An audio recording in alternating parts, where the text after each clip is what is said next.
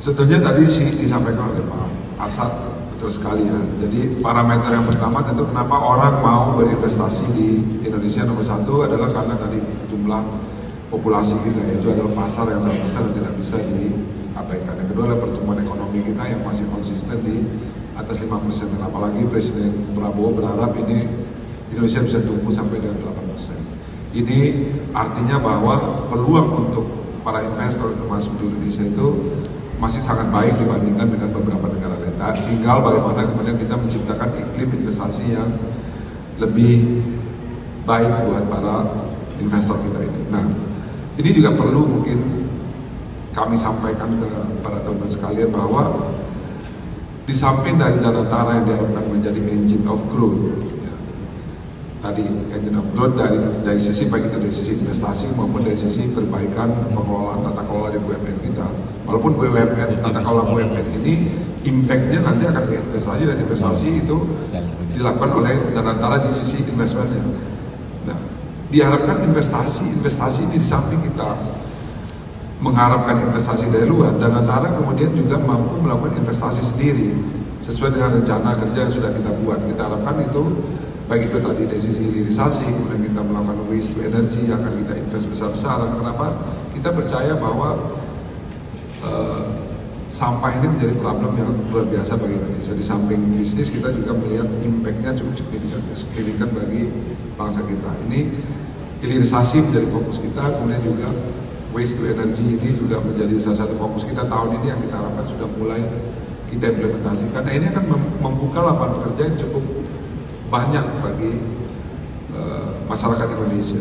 Kemudian yang berikutnya adalah juga perlu disampaikan kepada publik bahwa saya cukup mengikuti perubahan pendekatan ekonomi dari setiap pemerintahan yang ada di Indonesia, dan kali ini bahwa memang perubahan pendekatan ekonomi kita sangat fundamental, dan kita harapkan ini akan jauh lebih sustain ke depannya. Kenapa? Karena memang kita harapkan growth itu pertumbuhan itu tumbuhnya dari bawah, bukan dari atas. Dulu kita mengenal model trickle down theory, ya dari atas yang kita harapkan turun ke bawah. Kalau ini justru pemerintah berharap market bawahnya ini akan kita perkuat sehingga nanti growth-nya itu akan lebih sustain dan lebih kuat. Jadi pemerintah, kalau kita memahami, ada 3 tematik utama yang dilakukan oleh pemerintah yang juga inline dengan apa yang kami lakukan di Nantara.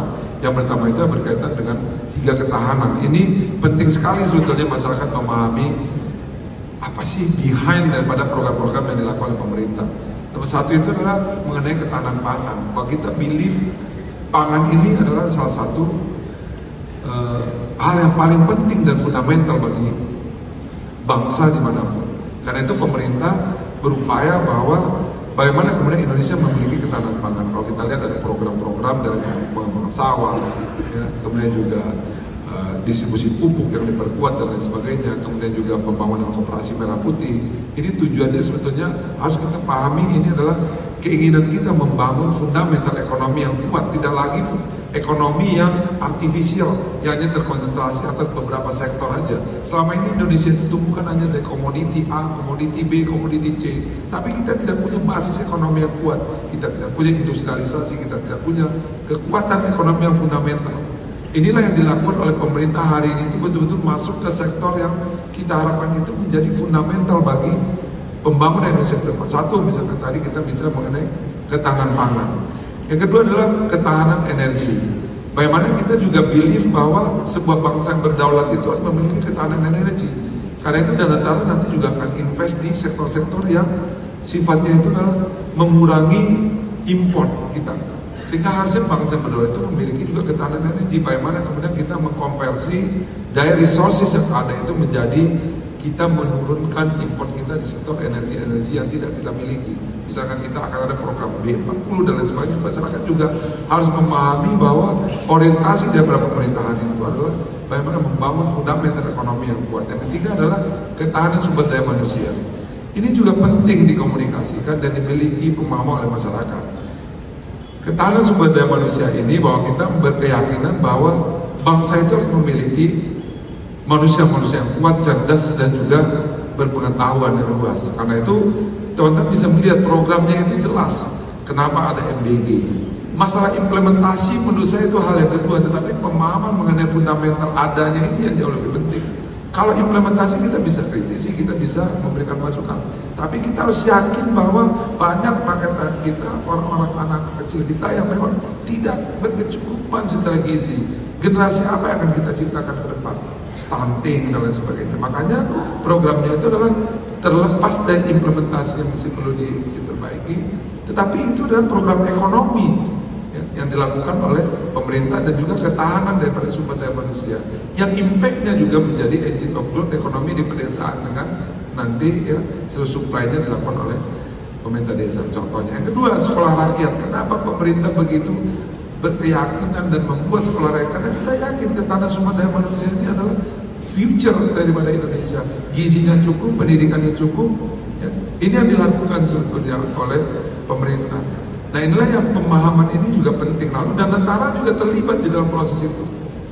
Danantara sebagai, tadi kita harapkan sebagai agent daripada pertumbuhan ekonomi juga terlibat bagaimana kemudian kita involve di dalam setiap program yang dilakukan secara komersial, secara provisional. Nah ini penting sekali juga dikomunikasikan supaya kita melihat bahwa seringkali kalau ini bisa kita komunikasikan, artinya para pelaku dunia usaha, kemudian investor juga optimis bahwa ke depan ekonomi Indonesia itu akan memiliki fundamental yang kuat. Kalau kita memiliki tadi ya, memiliki pangan kita cukup, energi kita dan lain sebagainya. Ini juga menyebabkan saya yakin banyak juga investor asing yang melihat ini sebagai peluang untuk, makanya tingkat investasi di Indonesia masih baik gitu. Baik, berarti memang ada 3 ya. Strukturisasinya tadi saya sampaikan bahwa kita memiliki banyak perusahaan sejenis selama ini yang tidak memiliki kemampuan kompetitif yang baik, kemudian juga tidak memiliki skill yang baik. Jumlah perusahaan kita jelas bahwa ada 1063 perusahaan di bawah Danantara yang nanti akan kita lakukan roadmapnya mengkonsolidasikan, menjadikan perusahaan itu perusahaan yang kompetitif. Karena itu akan banyak sekali, ada 4 tahapan yang kita lakukan tadi. Yang pertama kita sedang melakukan fundamental business review, outputnya adalah ada restrukturisasi, ada bisnis konsolidasi. Yang jelek-jelek, misalkan kalau dia masih memiliki kemampuan masa depan baik, kita lakukan restrukturisasi. Contohnya, ya kita lakukan restrukturisasi terhadap Garuda. Contoh misalkan mudahnya kita melakukan corporate action. Contoh di Garuda. Sekarang ini kita melakukan corporate actionnya tidak hanya ada yang financial maupun non-financial. Contoh misalkan, kita melakukan debt to equity swap antara Citilink dengan Pertamina. Ya. Karena satu pemilik, sama aja buku kiri buku kanan. Kita melakukan juga in-bank tanah yang dimiliki oleh GMF. Hari ini GMF menyewa tanah di Angkasa Pura Indonesia. Kita in-bank kan sebagai penyertaan modal kita. Kenapa? Buat kita sama aja, tapi perusahaannya menjadi lebih sehat. Ya. Kemudian kita juga meng-in-bankkan Pelita nanti ke dalam Garuda Indonesia sehingga equity-nya bertambah. Kemudian kita nanti akan memberikan juga cash investment untuk melakukan roadmap Garuda Indonesia ke depan. Jadi sangat mudah, ini kita lakukan proses restrukturisasi ini satu persatu. Begitu juga dengan karya-karya, kita akan melakukan merger karya-karya kita. Kita punya perusahaan-perusahaan karya yang teman-teman tentu tahu kondisinya, ini akan kita lakukan merger. Dan merger kita kembalikan lagi bisnis modelnya menjadi kontraktor. Dengan masing-masing punya spesialisasi. Nggak ada lagi, dulu karya itu ya punya water, punya perusahaan air minum, punya fiber optik, punya tol, punya perumahan, punya hotel, ya semua punya. Tapi core bisnisnya sendiri nggak punya. Nah ini kita kembalikan, bahwa ini akan dikonsolidasikan. Jadi restrukturisasi ini mohon support dari seluruh masyarakat Indonesia bahwa ini akan memakan energi yang banyak untuk kita melakukan proses ini sehingga perusahaan-perusahaan ini nanti menjadi perusahaan-perusahaan yang berjalan sesuai dengan koridornya. Inilah yang akan kita lakukan ke depan dan sedang kita lakukan hari ini.